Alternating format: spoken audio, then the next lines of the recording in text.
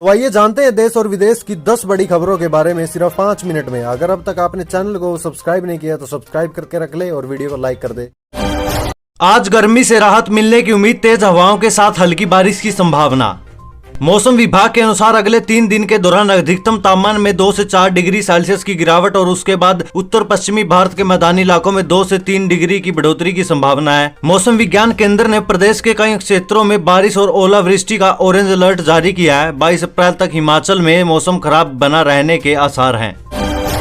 TMC नेता मुकुल रॉय ने फिर भाजपा में शामिल होने की घोषणा की, कहा शाह और नड्डा से मिलूंगा। मुकुल रॉय का फिर से भाजपा में शामिल होने का फैसला तृणमूल कांग्रेस और ममता बनर्जी के लिए बड़ा झटका माना जा रहा है। दरअसल पिछले विधानसभा चुनाव से पहले रॉय बंगाल में भाजपा के बड़े नेताओं में से थे और विधायक भी बने थे, लेकिन पार्टी के सत्ता में न आ पाने के बाद वह तृणमूल में शामिल हो गए थे। तृणमूल कांग्रेस के नेता मुकुल रॉय ने फिर से भाजपा में जाने की घोषणा की। उन्होंने दिल्ली में मीडिया से कहा कि वह यहाँ गृह मंत्री अमित शाह और भाजपा अध्यक्ष जेपी नड्डा से मुलाकात करेंगे। जातिगत जनगणना को नेहरू इंदिरा ने भी किया खारिज, अब कांग्रेस कर रही है पाखंड, बीजेपी का पलटवार।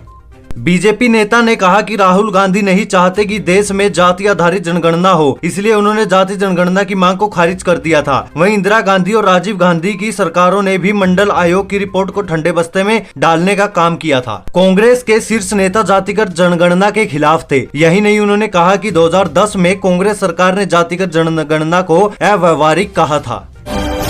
सोना चांदी की कीमतों में गिरावट, जाने आज कितना सस्ता हुआ 22 कैरेट का गोल्ड।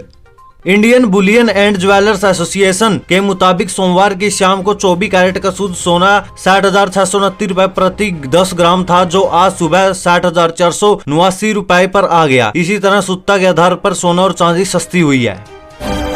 कच्चे तेल के दाम बढ़े, कई शहरों में बदल गए पेट्रोल डीजल के दाम, चेक करें नए रेट्स।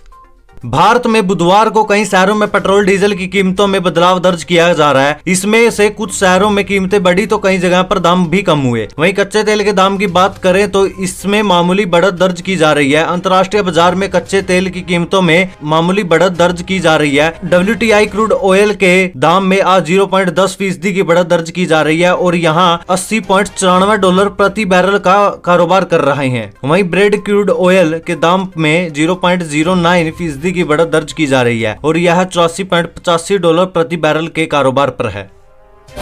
गोल्डन टेम्पल में लड़की को रोकने में खालिस्तान की एंट्री, आतंकी पन्नू का सेवादार को 5 लाख रुपए देने का ऐलान, कहा पंजाब नहीं भारत का हिस्सा।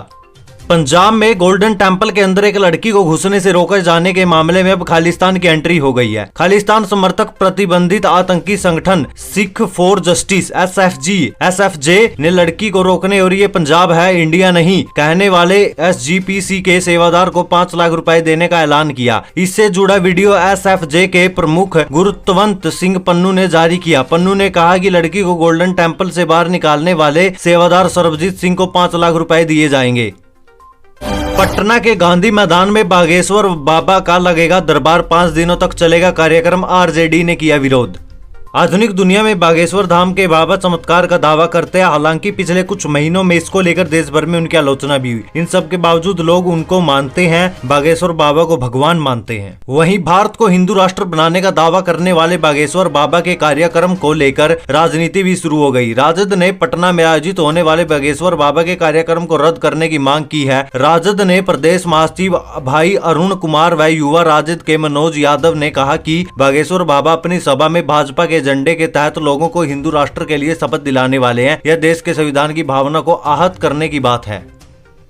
कभी नहीं डूब सकते देश के ये 3 बड़े बैंक, RBI ने लगाई मोहर, यहाँ पर बिल्कुल सुरक्षित है आपका पैसा।